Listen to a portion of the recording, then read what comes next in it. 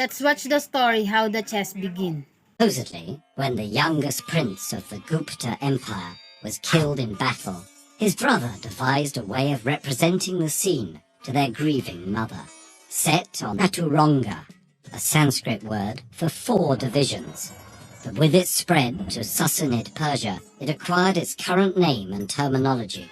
Chess, derived from Shah, meaning king, and checkmate from Shahmot, or the king is helpless. After the 7th century Islamic conquest of Persia, chess was introduced to the Arab world. Transcending its role as a tactical simulation, it eventually became a rich source of poetic imagery. Diplomats and courtiers used chess terms to describe political power. Ruling caliphs became avid players themselves, and historian Al-Masudi considered the game a testament to human free will compared to games of chance. Medieval trade along the Silk Road carried the game to East and Southeast Asia, where many local variants developed. In China, chess pieces were placed at intersections of board squares rather than inside them, as in the native strategy game Go. The reign of Mongol leader Tamerlane saw an 11 by 10 board with safe squares called citadels, and in Japanese shogi, captured pieces could be used by the opposing player. But it was in Europe that chess began to take on its modern form. By 1000 AD, the game had become part of courtly education. Chess was used as an allegory for different social classes performing their proper roles, and the pieces were reinterpreted in their new context. At the same time, the church remained suspicious of games. Moralists cautioned against devoting too much time to them, with chess even being briefly banned in France.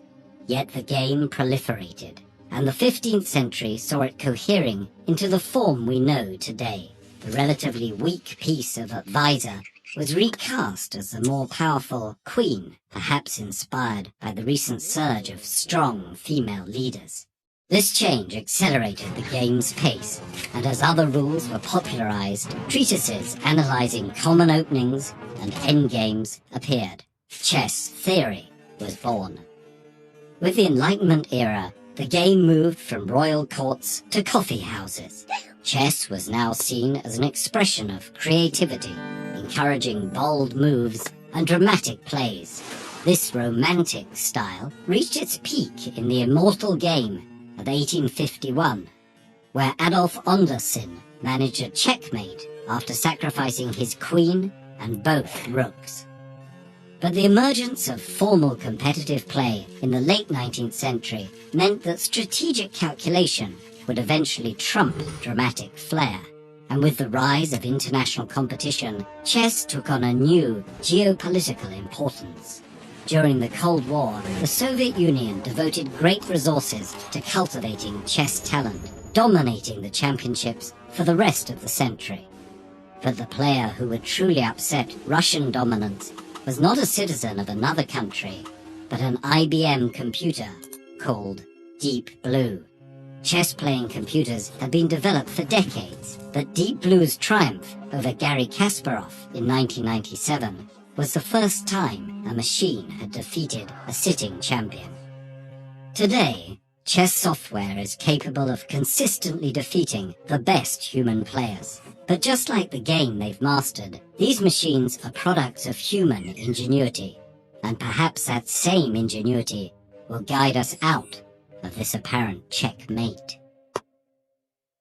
Did you know that the treadmill was originally designed to be a torture device?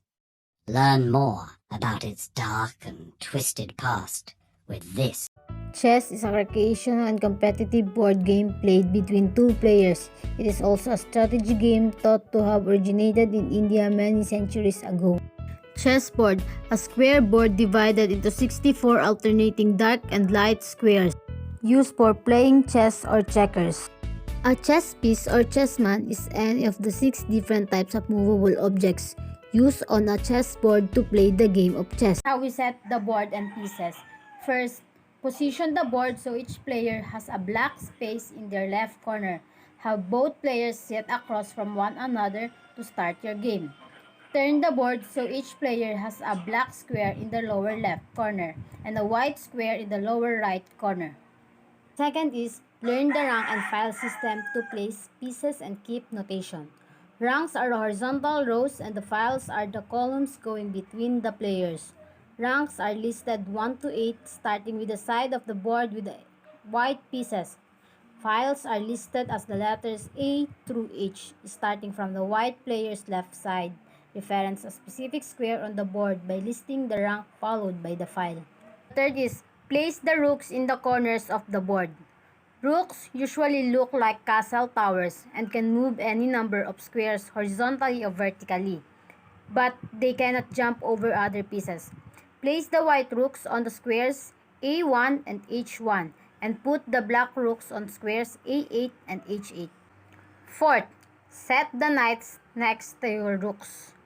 The knights look like horses and move in L shape by going 2 spaces horizontally and 1 space vertically, or 2 spaces vertically followed by 1 space horizontally. But the white knights on squares B1 and G1, and set the black knights on B8 and G8. Fifth, put the bishops next to your knights. Bishops are the third tallest pieces in your chess set and move in a straight line diagonally. If you're the white player, place your bishops on C1 and F1 and put the black bishops on squares C8 and F8.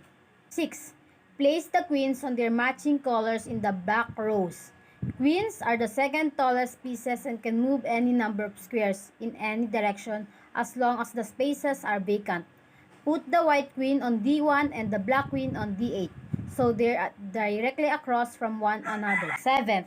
Set the kings next to the queen. Your king is the tallest piece in your chess set and is the piece you need to protect throughout the game. Kings can move one space at a time in any direction during your turn. Put the kings next to the queens to complete your back row of pieces. 8. Place your pawns in the row in front of your other pieces. Your pawns are the shortest and weakest pieces in a game of chess. Pawns can only move one space forward toward your opponent's side of the board. Put one white pawn in each square of rank 2 and set the black pawns in the squares of rank 7.